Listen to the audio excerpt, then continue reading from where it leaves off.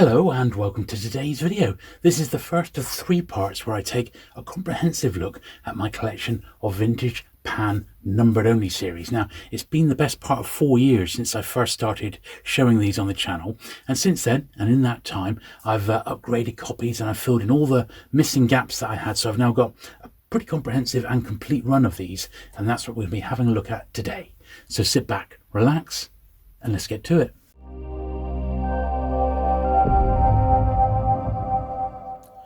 Okay then, so we'll start off with the hardback Pan books. So people often don't think, well, Pan didn't publish hardbacks, but in the early days they actually did publish a few, and this is one of them, which is A Diary of a Nobody, George and Whedon Grossmith, and there's a couple of variations on this one, as you can see. So it's 1947, and there's ever so slightly different wrappers and boards. So this has got the red boards, and this is the 1946 printed with red boards like that, and a sort of a more mustard coloured wrapper. This is a lighter wrapper. This has got the orange boards and came out the following year. All right, so there's a couple there to start you off, 1947, and they're a slightly larger format than the other 2 hardbacks that were published, which were these 2, and these are very, very similar in size. And you've got Scenes of London Life by Charles Dickens and A Christmas Carol by Charles Dickens. Now, why they chose Dickens, I don't know, unless even at this point he was probably out of copyright, in which case they could get away with publishing their own sort of editions, but they're quite scarce, these, and although the books turn up, finding them with nice dust wrappers is the tough part, and neither of these are perfect, but they're not bad. Christmas Carol, I've had multiple copies of this, probably 5 or 6, and believe it or not, this is the best one I've ever had, and this is far from perfect, but very, very nice little edition, this one, and is quite sought after. So it tends to go for £20 to £30. I have seen it sell for even more than that, in fact, online. So one to look out for, 1945, that one. Now that's mainly the hardbacks that people know about, but there were actually 2 other hardbacks that Pan published during this numbered only series, and the first one is this one, which is The Fountain of Life. Now, this is Pan number 194, I believe, off the top of my head, and Pan published it in a regular Pan paperback. We're only going to go up to Pan 150 in this particular video, so you'll see the normal edition of 194 next video, but I didn't want to not include this with the hardbacks that we're looking at now. So I think this particular edition is quite scarce, 1949. So do look out for that one. It's the same format as the other sort of hardbacks, and definitely a scarce little printing there. And there is one other hardback that I've not got, and that was for the Dam Busters. So when the Dam Busters by Paul Brickell hit 1 million sales, Pan released, like, not a promotional one but a commemorative one, and they were given out to larger bookshop managers. And Tim, who runs the ticket.net Pan website, the Pan Collectors website, which you obviously need to go to if you're at all interested in Pan. I'm sure you already know about it, but if not, head over there. Tim has actually got a copy that was presented to a manager of W.H. Smith's, and that's the only hardback to my knowledge that I haven't got. I've got one that was published in the late 60s, a J.B. Priestley, and a couple of other, like, bound for library editions, which we'll get to in due course, but to the best of my knowledge, that's all the hardback editions. Now we got the pre-numbered only paperback editions. There's 3 of those.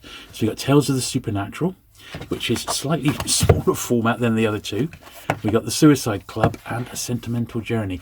I think this one probably is the most common of them all, followed by Tales of the Supernatural, which I think, in a way, because Pan became so famous with their horror stories later on, I think this is a really good start or bookend to that particular Pan Book of Horror Stories series, and I think it's a really, really nice and quite scarce anthology, this one. 1945, that one. Let's do the dates on these as well, so we've got the correct dates on all of these. Sentimental Journey was, let's have a look here,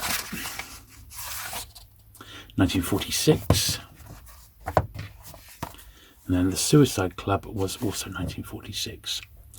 Now, the story goes that Mervyn Peake designed this version of the Pan logo, but the later one was designed by William Young, who also designed the Penguin devices. So I don't know if it's actually definitive that, but that's what we hear. And then we're into the main numbered series. So this is Pan book number 1, 10 stories by Rudyard Kipling. Now, this first printing of this one, 1947, and you'll notice the paper is all very, very bright white, and I believe this is because these were printed overseas in Paris, I believe. There we are, by Imperial Créteil Corbeil, and shipped down the Seine and into London that way. And so consequently, certain ones of these, the overseas printed ones, have not aged as badly paper quality wise than some of the other published in British ones, published in Britain, where they've sort of foxed up a bit. So just something to look out for. If you've got one which is particularly white and bright like this one, chances were it was printed overseas, like a lot of the early ones were. The other thing is, I haven't got every single edition of every Pan book. There's just too many to collect. However, sometimes if there's a bit of a difference in the cover, like this is Pan book number 2, Lost Horizon. This is the first printing here, and that's like a reprint with a different jacket. Now, since, like my Penguin books, and since I've been collecting Pan a long time, since I've licked this series, I have started picking up the reprints. This is the first reprint from 48, and that was the first from 1947. So absolutely different covers there, and something like that may have had about 4 or 5 different variants. Now, once again, if you go to Tim's website, the ticket.net website, you will see lots and lots of reissues there. I've got some like those, but I haven't even begun to scratch the surface of all the reprints, particularly the 50s and 60s reprints. But if I've got them, they will be included here with the main run as we go through. But certainly if you want a few more alternative covers, head to Tim's website, where they are all illustrated, all the ones that we know of anyway. Right, so there we are. So now on to the main run. So that's that number 3 there, the small back room. And well, you know, I'm putting it out there. I hope I don't offend anyone by this. This is in historical contents. We're looking at a book that was published over 70 years ago now. I wouldn't say I approve of it in any way at all, but it is what it is. And, you know, it is what it is. It's 1947. That was how it was first published, and that's that. It's a little bit crazy to start censoring it. I don't believe in it. That's that. Haven's End, I should say, number 5, John P. Marquand. There we are.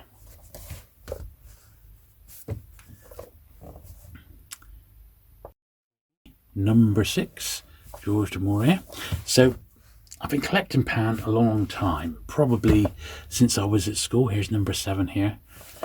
Since I was at school, and I've always loved them. My Mum had a collection of Pans. She had the Agatha Christie's, and my dad was a big James Bond collector. He had all the James Bond ones, and that's where I was first ever introduced to Pan. And I've never really stopped loving them. I really, really have. They've never been, for me, they did play second fiddle to collecting vintage Penguin paperbacks, but nowadays I hold them both in equal standing. I love them both equally, and certainly the numbered Pan series, what we're looking at today, was the series I most wanted to complete first of all. I really, really had that as a target, and there's about 430 there or thereabouts. Not every book, not every number has a book assigned to it, so there are some missing books that were just never published under a particular number. But I've got everything that was published, and as I said, I did toy with the idea of putting the whole lot out into one massive video, but in the end it would have proved too long, you know, doing all 400 plus books plus the hardbacks and stuff. So it's number 12. So I decided in the end to split it into 3, so that's what I've done. Here's a nice early Graham Greene, Journey Without Maps. And like a few of these authors, they were published by multiple publishers at the same time. Agatha Christie being one. I mean, we saw number 4 there. she was being published at the time by Pan Books, by Fontana Stroke Collins and Penguin. I mean, incredible, really. Here's at number 14, 39 Steps. And this was another one. Got at least 3 or 4 editions of that particular book. We'll see it again later on. Enchanted April, number 15. Now, the main thing with Pan, the way that the different series are differentiated, is all down to the price. So different price points, they were given into different sort of series. The 4 Million, this is O. Henry, famous for his short stories, and Pan published all the O. Henry books early on. Once again, I guess because they were probably out of copyright or very cheap copyrights, you know. I have been through and cleaned all my Pan books now, pretty much. I think I've got, you know, a few Pan Giants to clean and my Pan Pipers, but these early ones have been cleaned to the best that I can do it. This is number 18. And of this first sort of numbered run, I think I need about 40 to 50 that I would like to upgrade so that they're all tip-top condition, but they're on a wants list, and, you know, one day I'll come across them, but I'm not going out of my way to upgrade them unless they're really, really bad, you know. Here's number 20, These Foolish Things. Now, there is a percentage of these early Pan books that were issued in dust wrappers, and we'll see our first one in just a minute. Now, I haven't by any means got them all. I reckon I've got, once again, this was something that was covered on the Ticket website quite recently. It's a nice crime one, where Tim believes he's got the whole lot now. I think there's about almost 20, something like that, 19 or 20. Another early horror one here, Tales of the Supernatural. And I've got maybe about 10 or 12, so I haven't quite got them all. I'm not overly worried about them. I just mainly wanted the books. I've got the same attitude with Vintage Penguin. If they were published in a dust wrapper, brilliant if I've got it. If the dust wrapper I've got, but it's tatty, it won't be on the book because it ruins their sort of shelf appeal for me. So here's the first one that we'll see in dust wrapper. We've got a few to look at today. It's at Grand Hotel. You'll notice with the Pan wrappers, they are incredibly thin. There's nothing to them. Much less robust than the Penguin ones of the period. And this would have covered up this particular cover here. Sometimes the covers are completely different, and you have to think they've done it because the original cover was just pretty awful. Other times you just don't know. I mean, there's like the odd one which I think, you know, may have had a bit of publicity. They thought to change the jackets on it. Who can tell, really? But you know, with this case, they're virtually identical. Just it's got the black rather than the pink overall design. So that's an example of one, and you know, they are what they are. As I said, if they're a bit too tatty, they won't be on my books at all. 25 here, Staying with Relations. Now, a bit like the Penguins, there are collectors who leave comments and say, "Oh, I'm just trying to get the first 100." The first 100 Pans is actually pretty tricky to get because you've got like 5 Agatha Christie's in there, which are all pretty pricey. The one we saw there at number 4 is, you know, easily goes for 50, 60 pounds. But it's definitely attainable if you're patient. The books will turn up, you know. That's a real nice one, that Simonon. Really, really good. Once again, being published by Penguin at the time as well, but evidently Pan had the rights to that particular one. Here's another one. Often turns up in a dust wrapper, this one, so it's not a particularly rare dust wrapper, but I think maybe that just didn't have the impact that a black cover possibly would have, and that's why it was given the dust wrapper treatment. You know, we can only speculate, really, without seeing what's possibly in the archives, if anything, about why a dust wrapper was introduced. Death Comes to Cambers, another early crime one, and these crime ones you will find are sought after now. So and there's a few in this Pan series, there really is, and well, I very much love them indeed. They were, but these were the crime ones were the last sort of ones that took me a while to track down. Here's another one in a wrapper, number 29, The Matriarch. Once again, this one turns up fairly regularly. You know, it's not like it's impossible to find by any means, you know. It's just trying to find them in tip-top shape. That can be tricky with the dust wrappered copies. Here's another one here, Burmese Silver, number 30. There we are. The good thing is, when you find them in wrappers, a bit like the Penguins, the actual books underneath have been really well preserved, which is pretty cool. 31 here, Suicide Club, Robert Louis Stevenson. Nice copy of that.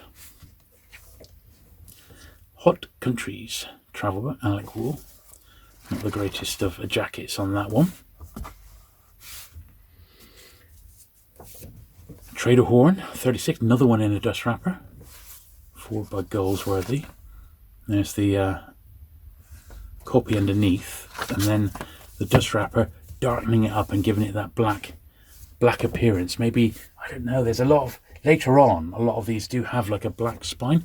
At the moment, they're much more colourful, but they do start to go black for a while, and then the colour starts to slowly come back in again. A.W. Mason, No Other Tiger.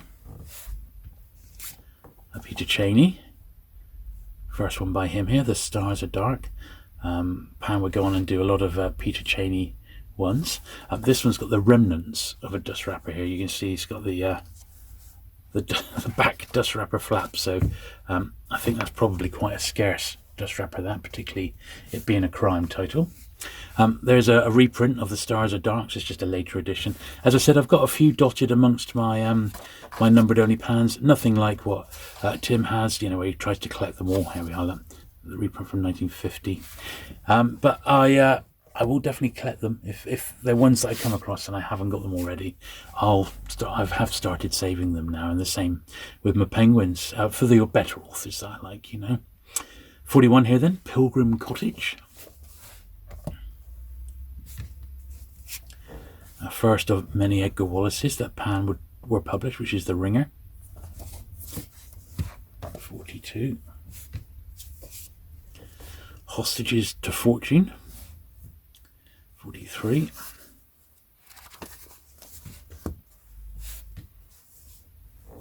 Yeoman's Hospital, another one in a wrapper. Here's number 44. Wrapper's a bit delicate on this one. There we are underneath. Not much difference, is there? So, why did they bother, you wonder? I just don't know. Just don't know. Dyed in Wool, first, and J.M. Marsh. Nice, nice classic crime, that one. Francis Hills, A Novel of Murder. Malice Aforethought. That's the first printing, and I have got a much later one, the familiar style there, by Keats. A Taste of Things to Come. Of course, that was just a later printed, but it still kept the same number. If you see that, it's still Pan number 46. So that's why it's kept with this particular one, because it's the same book with the same number. Another Hilton here. Random Harvest. Pull the next wedge down here. Mr. Perrin and Mr. Trawl. This is another one in a dust wrapper. So this is quite an odd looking dust jacketed copy with the blue and the red, but underneath a more traditional, you know, Pan jacket really. So not sure why they thought that that was better than that. Can't see it myself. I really can't, but you know, someone must have editorially made a decision to do that. Goldsworthy, 3 plays.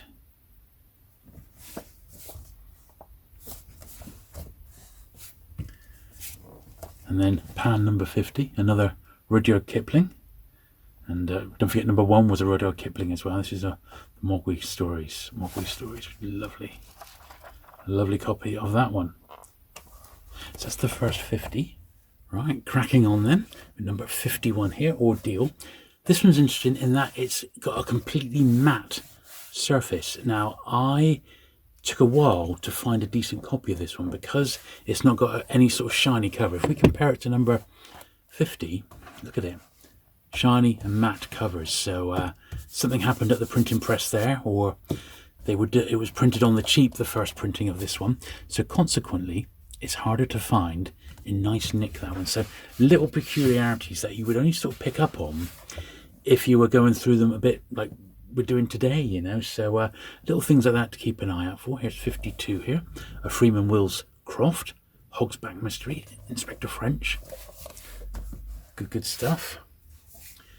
Edgar Wallace here. Saunders. So we saw a few of those. Here's another Agatha Christie, Towards Zero. Good one, that. first Pan edition of that one. Another Christie, A Moving Finger, absolutely terrific jacket. And these are, as you would imagine, highly desirable. All the Christies in Pan are super desirable. The ones published in the first 5, published in the first 100 vintage Pans, are particularly pricey nowadays and very, very hard to get hold of nice copies of. I Said the Fly, Elizabeth Ferrers, another crime one. Poor Caroline.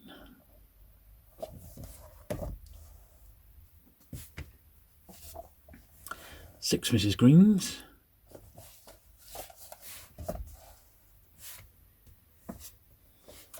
Saraband for Dead Lovers. Bit of historical. And if you look here, Joan Greenwood and Stuart Granger in the British film based on this book. So that is a very early Pan movie tie-in, if you can believe it. Where the Pavement Ends.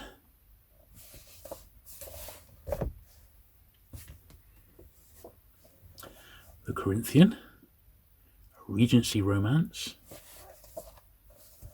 And then we got Christina Brand, Green for Danger. Quite a classic crime title, that. Nice, pretty nice copy of that one. Where's this one published? 1948, so we're still in the 1940s. Anna of the Five Towns, Arnold Bennett, number 63. Nice copy of that. As I said, we're going to go up to 150 today. Then I'll do 151 to 300 in a future video, and then the final batch at the end there. If I can, if I've got time, I will try and do these on 3 consecutive weeks. But I might have some other stuff interfering with that. So, but they will be, in short succession, so we say. 65. This is the first one by Mazo de la Roche, Young René, from the White Oak series.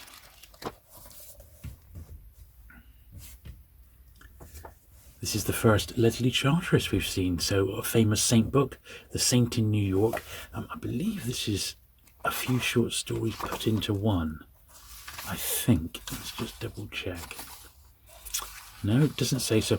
A lot of the Saint books are where Charteris wrote a story for, say, a digest, and then it expanded it into a Saint story, and they put 3 of those into one book, and then it became a novel. But I couldn't quite see that on that one, so maybe that isn't. But a lot of them are.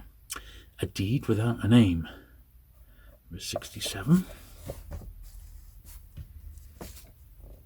Late and Soon, 68.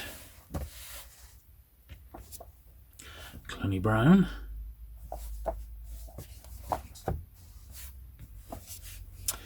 Epitaph for a Spy, Eric Amber. That's a nice one, isn't it, that? Really sort of its era, isn't it, this, 1950s. And I still think these are really, really nicely designed and produced books. I think they really are. They've held up the test of time, shall we say.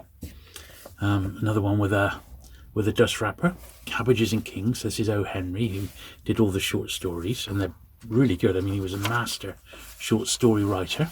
There we are. I think he did about 1,000 in his lifetime, O. Henry. Quite a it's hanging on by a thread, shall we say, that one, but it is what it is. It is actually in a wrapper, which is something at least. Mrs. Van Cleek, 73. Here's another one in a wrapper. I mean, not the most attractive wrapper, you have to say. Again, Flames Coming Out of the Top, Norman Collins. Let's have a look underneath. I mean, I suppose that is not a great illustration of that head, is it? So maybe they thought that was... I think in this particular case, the wrapper looks better to me. But as I said, I would love to know if we could have a look in the archive for each book which came with a wrapper, where that sort of decision was made, Bit of a beaten up one here for number 75. Georgette Hare. That's one of her crime ones, so probably not going to come across that anytime soon. And E.W. Mason. at the Villa Rose. Gotta say, I haven't had these out for quite a long time, and gotta admit, I'm loving looking through these. Another one in a dust wrapper at 77. This Bed Thy Centre. So let's have a look again. Well, maybe I have more in dust wrapper than I thought, to be honest. Johnson. It's something I've never actually audited, so I think what I'll do when I edit this video, I will actually make a little note of the ones I've got in a wrapper and compare that to the list that Tim has put on his site recently to see which ones I am missing. Death in High Heels, another great one here from Christina Brand. Yeah, nice stuff that. These are the ones, if you come across ones like that, definitely pick them up. Keeping Up Appearances, Rose Macaulay, another one in a wrapper.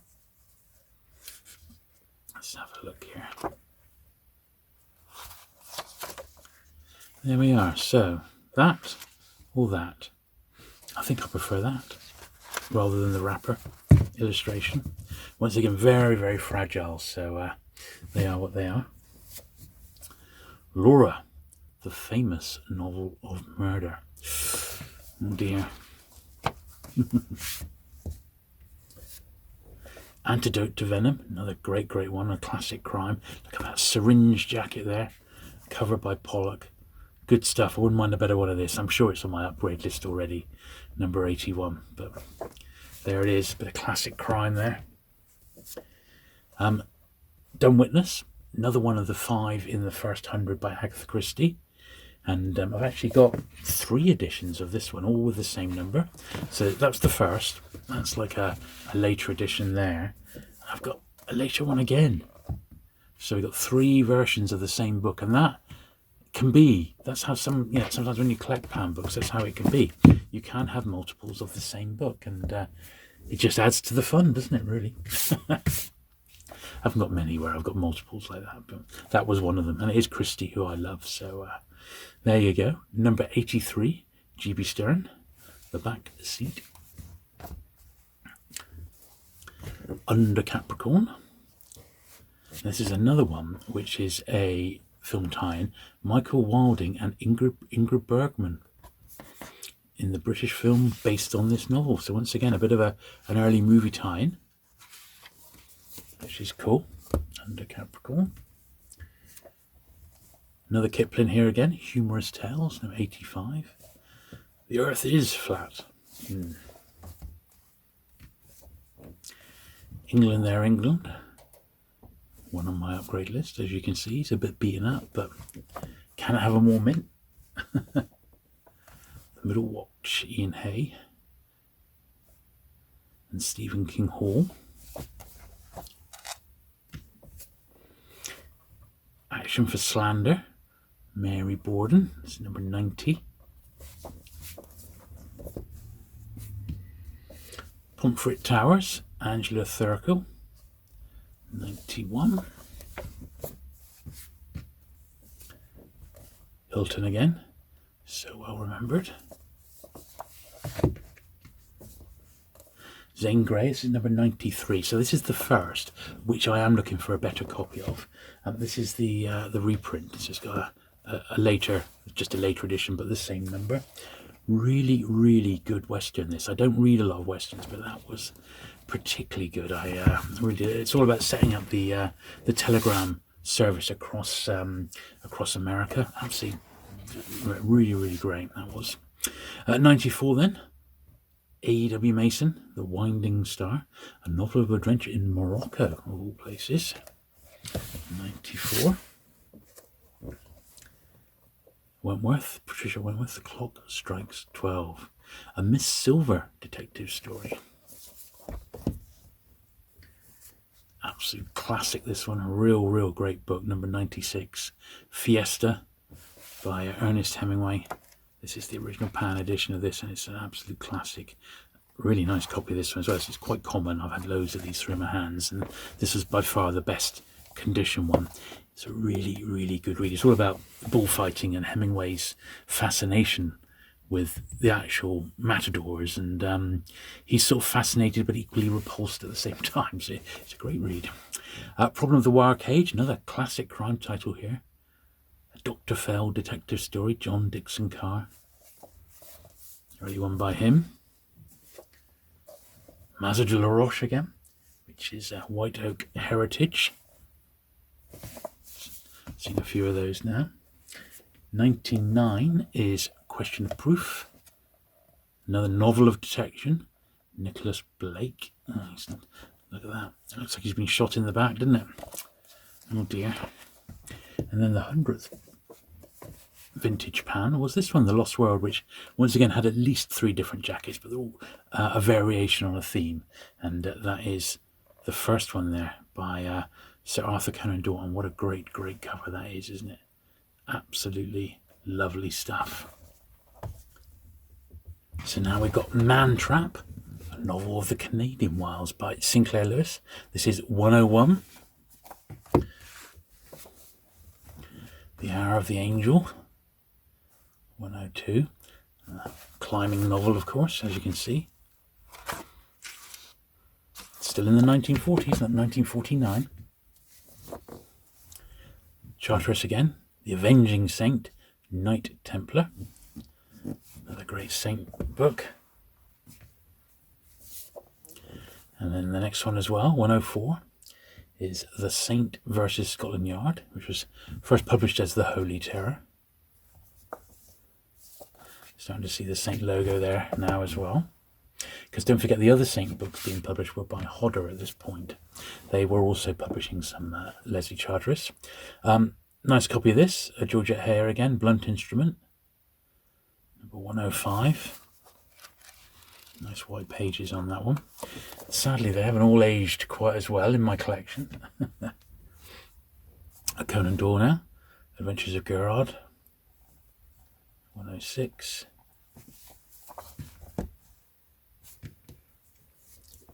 First P.G. Wodehouse. Pan published 2 in this early period. There's a couple later on in the 60s, but this is this one, 107, Summer Lightning. Absolutely love these. There's a second one coming up quite soon, and I love them both. They're really, really nice. I wish that Pan had published a few more, because they're so much better in design than the Penguin editions of this period, which are really plain, you know. Nice jacket, this one as well. This is good. Found Floating. I love this one, looking through the porthole. It's great. One of my favourite early jackets, that. Good stuff. And you can just start to see Pan experimenting with some slightly different design, and yeah, starting to get a little bit more progressive. Tales of Mystery here, Edgar Allan Poe, an absolute classic again. 109, J.B. Priestley, The Doomsday Men.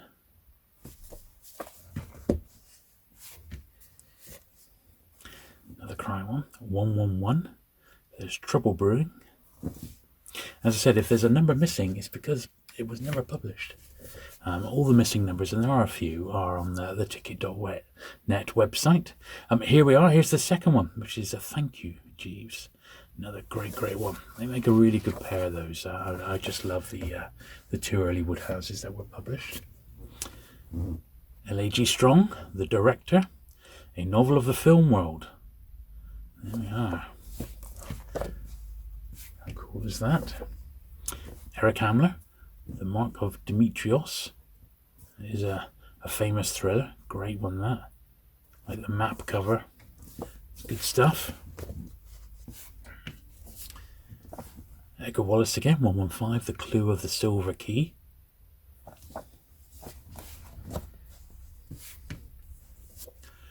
Great poems. One of the more nondescript ones, so 116.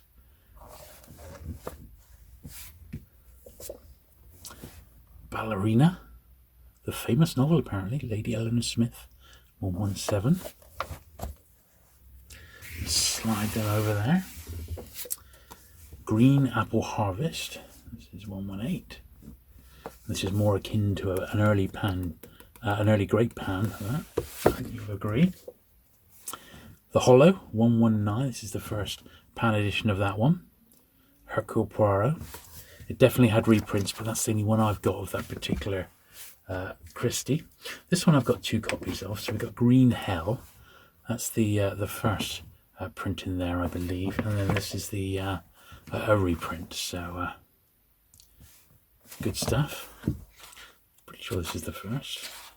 Yeah, that's the first from 1950, and this is a reprint, but it's still with the same number from 1955. Yes, the first 1950. When it says that, reprinted 55, it means there were no other editions until that one came out, and when it did, they gave it a brand new jacket. More akin to what was being published at that time, of which we'll get to in due course. So 121, Vicky Bond, Men Never Know. Bedala, Vera Kaspari, the famous psychological thriller. Number 122. We got The Beloved Physician, Naomi Jacob, 123. The Arches of the Years, a doctor's famous autobiography. There we are, Halliday Sutherland. Whoever he was, 124. I'm sure they were quite famous in their day. Another Wallace here, The Squeaker, 125.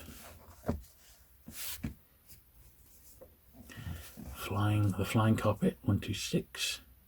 The Record of a Great Adventure.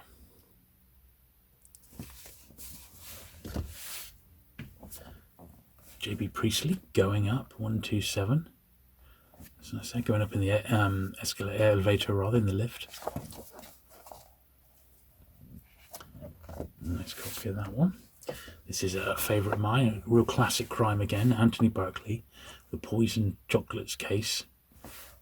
Yeah, I was really pleased when I came across this particular one. I had one, but it was quite low grade. And when I came across this one, I was really, really pleased. It's a real slice of classic crime, that from 73 years ago as we filmed that.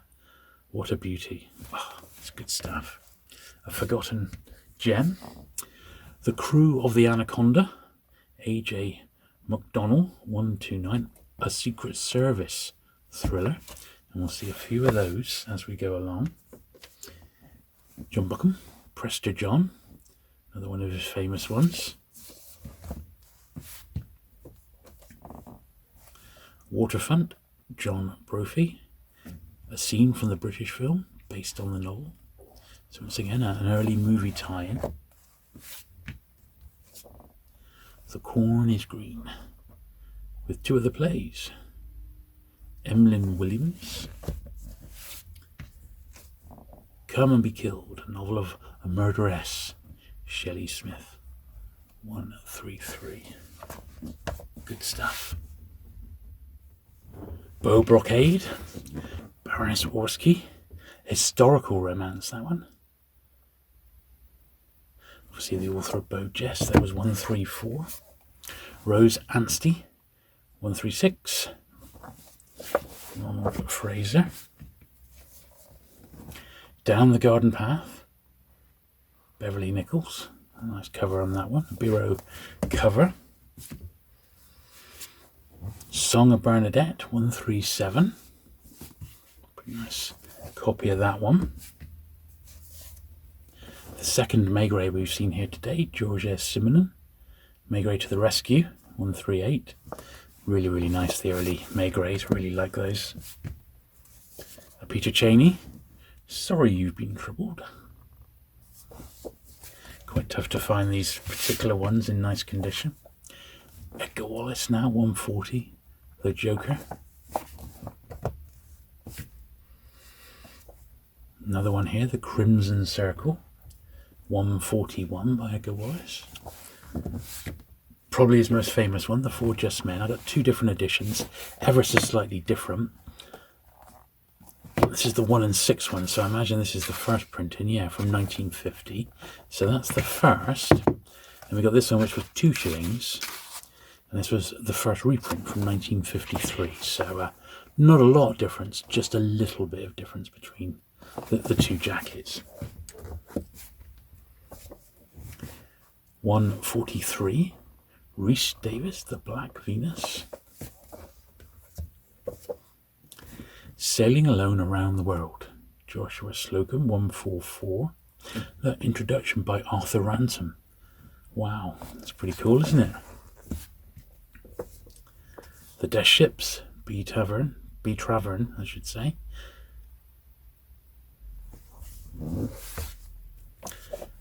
(146), the famous play, The Winslow Boy, Terence Rattigan.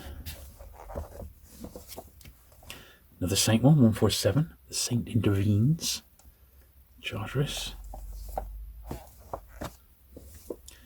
148, Devoted Ladies, M.J. Farrell. I think that's quite scarce, that one. 149 then, and Anthony Trollope, The Spotted Dog and Other Stories. And then 150, Dr. Thorndyke's Casebook by R. Austin Freeman. There we are.